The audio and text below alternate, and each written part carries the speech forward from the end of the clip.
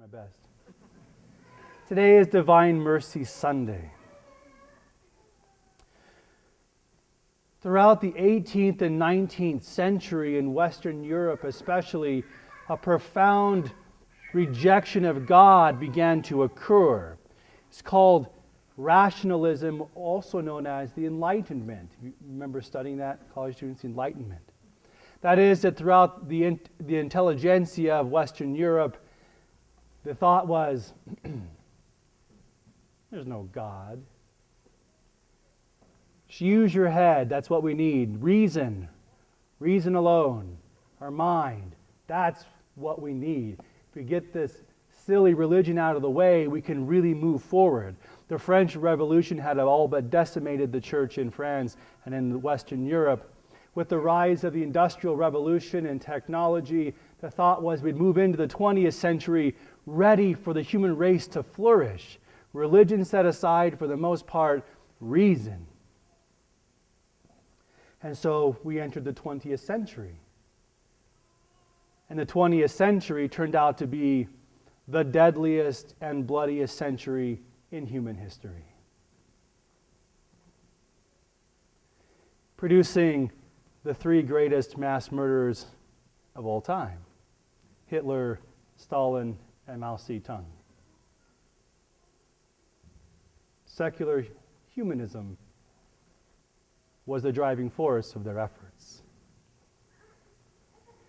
And in the midst of that, a young Polish sister, Saint Faustina Kowalska, in her prayer was receiving very much an insight into who God is, a mystical insight encounter with Jesus. And she even saw Jesus in her prayer, and how the Jesus that she saw is that picture right there in front. And what God was telling to all of us through Saint Faustina is that at this time, the face that God desires to turn towards the world is mercy. Mercy. God wants to show mercy in the midst of all the devastation, that there be mercy. Are any of you familiar with the Colosseum in Rome? You ever see the movie Gladiator? Are you familiar with the gladiators and all that they did? Horrible, right? And when the gladiators were fighting, one would get wounded, might be laying on the ground, and the other gladiator would be above him, ready to run him through with a sword, and he would look up to the emperor, and the emperor would give him the thumbs up or the thumbs down. Mercy or no mercy? In your life and in mine, we all have the opportunity to do that. How many times have you and I, we've been hurt by somebody, and then they've tripped up and we've got them in our grasp, and we could absolutely crush them with our words, with our resentment, with our anger, with our righteousness. We can do that. Or we can extend mercy. We've been rejected, we've been hurt, I know. And the call is to extend mercy. Mercy. God is mercy, and is inviting and calling all of us to live with a profound mercy to the world.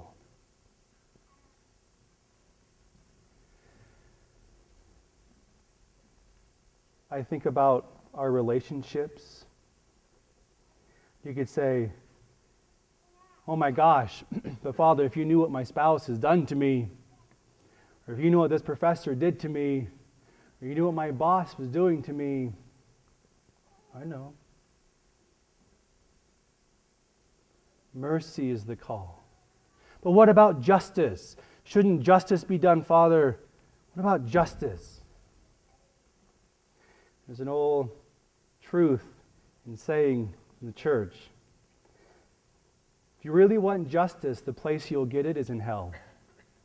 That's where everybody will get what they deserve. Heaven is the place of mercy.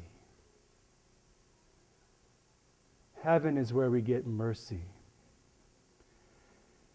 Jesus is the one who enacted justice for us, the innocent one who was slain for us, in mercy. And so for you and I, the call to mercy is, as God received and bore what he did not deserve in loving mercy, can you and I give the gift of mercy to those who don't deserve it? That's the call for us as Christians. Can you and I give the gift to others that they do not deserve? And they don't. They don't deserve it. They deserve revenge, wrath, death. That's what I've deserved. But I've received mercy. And so, brothers and sisters, can you and I do that? That's the Easter story. Not giving people what they deserve, but giving them the gift. Mercy. Not heaping on to people the hot coals of what we think they deserve. No. Mercy. The gift. The gift. Let us be the people of the gift. Heaping mercy upon people, especially when they don't deserve it. Most especially when they don't deserve it. Because, brothers and sisters, there are many times where I have not deserved it. Oh, but the Lord has heaped upon me generous kindness and mercy. Let us be that. That's the Easter people. Merciful. As the psalm today proclaimed, give thanks to the Lord, for he is good, for his mercy endures forever.